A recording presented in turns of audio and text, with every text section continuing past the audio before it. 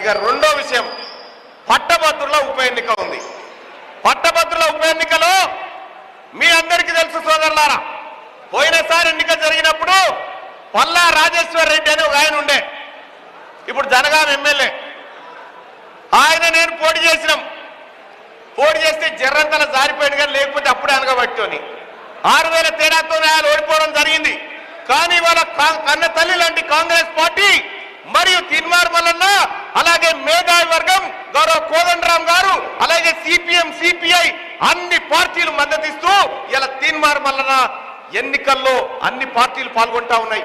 అలాగే మన చామల కిరణ్ కుమార్ రెడ్డి అన్న ఎన్నిక కోసం కూడా అన్ని పార్టీలు కృషి చేస్తా ఉన్నాయి. వాళ్ళందరినీ కలుపుకుంటూ పోవాలి.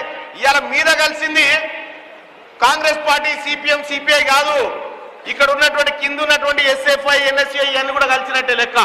వాళ్ళని కూడా కలుపుకొని చేయాలి పనం, వాళ్ళని కూడా కలుపుకొని ముందుకు పోవాల్సినటువంటి అవసరం ఉంటుంది.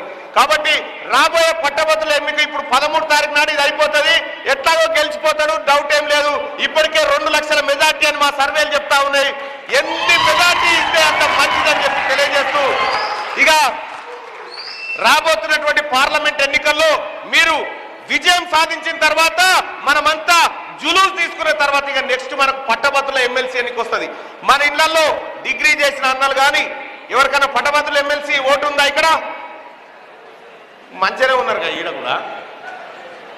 ఈడ కూడా మంచిగానే ఉన్నారు. కాబట్టి సోదరులారా, పట్టభద్రులను కూడా తోటి ఫ్రెండ్స్ కూడా ఒకసారి పలకరించి రాబోయేటువంటి పట్టభద్రుల ఉప ఎన్నికల్లో కాంగ్రెస్ పార్టీ అభ్యర్థి తీన్మార్ మల్లన్నకు మొదటి ప్రాధాన్యత ఓటు వేసి గెలిపించాలి అని చెప్పి వాళ్ళని రిక్వెస్ట్ చేయాల్సినటువంటి అవసరం ఉంటుంది సోదరులారా. ఆ ఫస్ట్ ప్రయారిటీ వచ్చేసి ఇక్కడ ఈ ఎంపీ ఎన్నిక జరగాలి. ఎంపీ ఎన్నికల్లో మనం విజయం సాధించి అదే ఊపుతో నేను చెప్తా ఉన్నా, చామల కిరణ్ అన్నకు 2 లక్షల మెజార్టీ సోదరులారా, నేను 2 లక్షల ఒక్క ఓటర్ను ఎక్కువ తీసుకొని వచ్చే ప్రయత్నం చేస్తా అని చెప్పి తెలియజేస్తా ఉన్నా. ఈ 2 సీట్లు పక్క, డౌట్ ఏం లేదు. ఎక్కడున్నా ఇంకెవడన్నా పక్కపండి నియోజకవర్గంలో చుట్టాలున్నా వాటిని కూడా చెప్పండి, వాటిలో కూడా పనిచేయాల్సినటువంటి అవసరం ఉంటుంది. రాబోతున్నటువంటి ఎన్నిక అత్యంత కీలకమైంది. ఎన్ఎస్యుఐకి ప్రాక్టికల్ పరీక్ష లాంటిది.